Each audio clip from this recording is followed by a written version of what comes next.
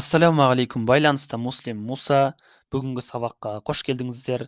Осыдан бірнеше күн бұрын YouTube арнама видео сабақ салған болатынмын. Қалай бизнесті интернет арқылы дұрыс дамытуға болады деген.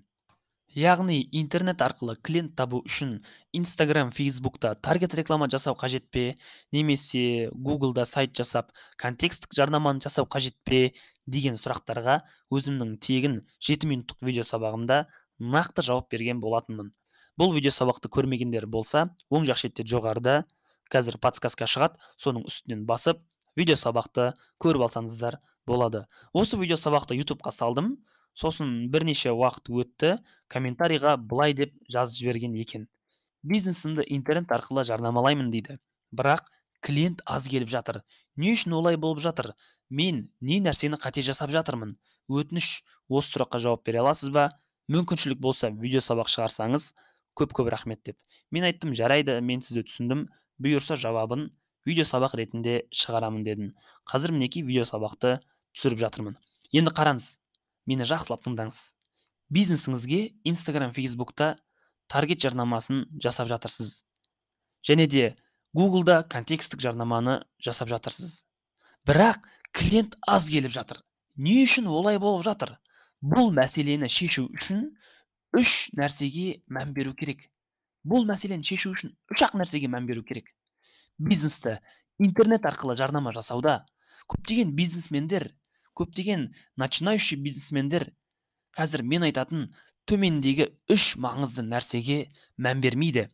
Сол себепті бизнесін интернетте қанша жарнама жасағанмен, қаншама Facebook, Instagram'да таргет қосқанмен, Google'да контекстік рекламаны жасағанмен клиент тұрақты болмайды.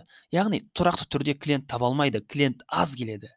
Енді қараңыздар, қазір мен сіздерге 3 маңызды нәрсені айтамын. Осы 3 маңызды нәрсені бір жерге жазып алып, оқып, мән беріп, өздеріңіздің бизнестарыңызда практикалық тұрғыда қолдансаңыздар, бұйырса, по воле Аллаха, сіздерде тұрақты клиенттер болады. Сіздің жарнама арқылы тұрақты клиент таппауыңыздың себептері 3 себебі бар дедім. Оның біріншісі рекламаға жеткілікті деңгейде және тұрақты түрде ақша төлемейді. Кейбір бизнесмендер бар. Сөйлесесің, давай, осындай бизнесті дамыту үшін, мысалы таргет рекламамен дамыту үшін күнделікті Facebook'қа $5 төлеп отыру қажет деп. Жарайды дейді. Сосын айтады, что-то мен $5 төлей алмаймын. Давай күнделікті дневной бюджет $3 қылайық деп. Жарайды деп $3 мен реклама қосасын. Сосын әңгіме айтады, клиент аз болып жатыр, немесе клиент келмей жатыр деген сияқты. Себебі маңыздылығын әлі дұрыс түсінбейді да. $5 ма? $5 төлеу керек. Себебі вообще таргет қалай жұмыс жасайды? Сіз егер Facebook, Instagram'ға $5 берсеңіз, сіздің жарнамаңызды, сіздің бизнесіңізді, сіздің компанияңызды 5000 адамға көрсетіп шығады. Ал егер $3 берсеңіз, күнделікті рекламный бюджет, сіздің рекламаңызды, фото, видеоңызды 3000 адамға көрсетіп шығады.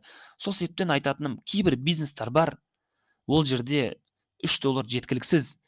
Рекламный бюджет күнделікті Facebook, Instagram'ға $5 төлеп отыру қажет.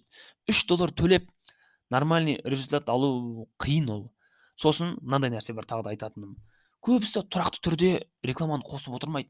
Тем более сіз нөлден жарнама қосып жатырсыз, нөлден бірінші рет өзіңіздің бизнесіңізді интернет арқылы дамытып, клиент тапқыңыз келеді. Онда сізге минимум 1 ай бойы рекламаны өшірмей отыру қажет. Көбісімен, мысалы, жұмыс жасайсың, там кейде болады. Реклама давай қосылды, $3 болсын, $5 болсын, реклама қосылды. Bir кезде 3-4 күн уақыт өтеді. Қарасан, рекламасы өшіп қалған. Не болды десе, карточкасында ақша бітіп қалған, немесе интернет оплатасы жабылып қалған. Содан кейін реклама тоқтап қалады. Бұл болмайды бұл. Нөлден басында, яғни бастапқы жағдайда нөлден бірінші рет реклама қосып жатқан кезде минимум 1 ай бойы рекламаны өшірмеу қажет. Себебі Facebook, Google, Instagram сіздің бизнесіңізді, сіздің жасаған рекламаңызды зерттеп, сізге әртүрлі рекомендациялар береді. Сол рекомендацияларды қолданып, ары қарай дальше бизнесіңізді дамытсаңыз болады. Енді жалпы мына жерде мен түсіндіңіздер деп ойлаймын. Қазір мен сіздерге екінші себебін айтатын боламын. Екінші себебі. Енді мен жақсылап тыңдаңыздар. Тұрақты түрде клиент табу үшін, яғни интернетте жарнама жасап тұрақты түрде клиент табу үшін сапалы мақсатты аудиторияны жасай білу қажет. Бұл ең қиыны. Себебі қаншама бизнес түрлері бар, олардың әрқайсысының өзінің жеке уникальный целевой аудиториясы бар. Вообще целевая аудитория, мақсатты аудитория дегеніміз не? Бұл сіздің клиенттеріңіздің көрінісі. Яғни сіз қандай да бір товар сатасыз, немесе бір услуга бизнеспен айналысасыз, сіздің стабильный бір клиенттеріңіз болуы мүмкін, жаңағыдай таныстардан былай келген деген сияқты. Солардың бір өзінің бір уникальный бір көзқарасы, көрінісі болады. Солардың бір қызығатын нәрсесі болады, солардың поведениесі болады. Осындай информациялардың барлығын жинап, бұл уже как мақсатты аудитория болып есептелінеді. Соны сіз Фейсбукқа, Инстаграмның ішіне енгізу қажетсіз. Яғни дұрыс жарнама жасау үшін, яғни тұрақты клиент табу үшін таргет рекламаны қосып, сізге мақсатты аудиторияны дұрыс сапалы түрде жасай білу қажет. Бұл өте ең маңызды нәрселердің бірі, және де бұл ең қиын жұмыстардың бірі. Даже 10 жылдық тәжірибесі бар маркетолог болсын, даже ол да жасай алмауы мүмкін да целевой аудиторияны. Себебі айтып отырмын ғой мен, бизнестердің түрі көп, әрқайсысының өзінің жеке уникальный целевой аудиториясы бар. Бір бизнеске целевой аудиторияны құрастырып шығу үшін бірнеше уақыттар кетеді. Сол бизнесті полный от А до Я как положено там зерттеп шығу қажет. Сосын четкий целевой аудиторияны настройка жасағаннан кейін күнделікті рекламаға $5 төлеп, тұрақты түрде минимум 1 айға жарнама қосатын болсаңыздар, бұйырса стабильно тұрақты түрде клиент табатын боласыздар. Түсіндіңіздер деп ойлаймын. Түсінбесеңіздер міндетті түрде Инстаграмға маған жазып жіберіңіздер, жекеге түсінбедім деген сияқты сұрақтарыңызды қойып, немесе комментарийға қойсаңыздар болады. Енді қараңыздар, сіздің жарнама арқылы тұрақты клиент таппауыңыздың себептері бар дедім. Соның үшінші себебі ол қандай?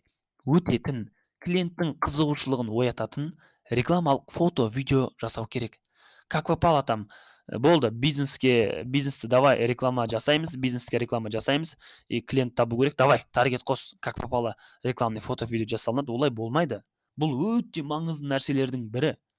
Сіз өзіңіздің бизнесіңізді интернет арқылы жарнама жасау барысында, рекламный фото, видео, креатив жасау барысында, сіздің фото, видео, рекламный креативіңіз біріншіден адамның қызығушылығын оятатын болу керек. Яғни сіздің рекламаңызды сіздің клиенттеріңіз көрген кезде кәдімгідей WhatsAppқа жазғысы келіп, сіздің қызметіңізді, сіздің услугаңызды пайдаланғысы келіп, сіздің товарыңызды сатып алғысы келетіндей, сондай жағдайда, сондай деңгейде адамның қызығушылығын ояту қажет. Және де екіншіден түсінікті тілде болу қажет. Әртүрлі терминдерді айтудың керегі жоқ. Үшіншіден қатты бір ұзақ болмау керек, қысқа болу керек. Егер видео болса 25-30 секунд жетеді, 1 минут болса ол слишком болып кетеді. Төртіншіден әрекетке шақыру болу қажет. Яғни видеоның соңында сіз өзіңіздің клиентіңізді әрекетке шақыру қажетсіз. Менің товарымды немесе қызметімді пайдаланғың келсе, маған жекеге жаз деген сияқты. Енді қараңыздар достар, қорытындылап айта кетейін. Интернетте өзіңіздің бизнесіңізді жарнама жасап, тұрақты түрде клиент табу үшін сізге өтімді клиенттің қызығушылығын оятатын рекламалық фото, видео, креатив жасап, және де сапалы мақсатты аудиторияны дұрыс құрастырып, үшіншіден рекламаға жеткілікті деңгейде күнделікті минимум $5 төлеп, минимум 1 айға жарнаманы қосу қажет. Сол кезде по воле Аллаха, иншалла, тұрақты түрде клиент табатын боласыздар. Енді айтатыным, қараңыздар мені. Егер сіз өзіңіздің бизнесіңіздің шебері болсаңыз, мен сіздің жеке маркетологыңыз болуға дайынмын. Яғни сіздің бизнесіңізді толықтай анализ жасап, өзім жеке лично рекламный фото, видео, креатив жасап, және де мақсатты аудиторияны зерттеп, құрастырып, рекламный бюджет нақты қанша $, қою керек, минимум қанша айға қосу керек, барлығын сізге өзім четко көрсетіп, сіздің бизнесіңізді как техподдержка ретінде интернетте таргет реклама жасап, контексттік реклама жасап, сіздің бизнесіңізді интернетте дамытып отыратын боламын. Егер сіз менімен жұмыс жасағыңыз келсе, маған Инстаграмға жазсаңыз болады. Инстаграм парақшам muslim.musa.kz. Сол жалпы айтатыным, және де тағы да сіздерге бір кеңес айта кетейін. Менің 2 тегін видео сабағым бар. Біріншісі, услуга бизнесін интернет арқылы дамыту үшін не істеу қажет деп аталады. Екіншісі, товарный бизнесті интернет арқылы дамыту үшін не істеу қажет деп аталады. Осы екі видео сабақты көруге кеңес беремін. Қазір сіздерге сол жақ шетте подсказка шығады. Екі осындай видеода, соның үстінен басып сабақты көрсеңіздер болады. Сіздермен бірге болған Муслим Муса.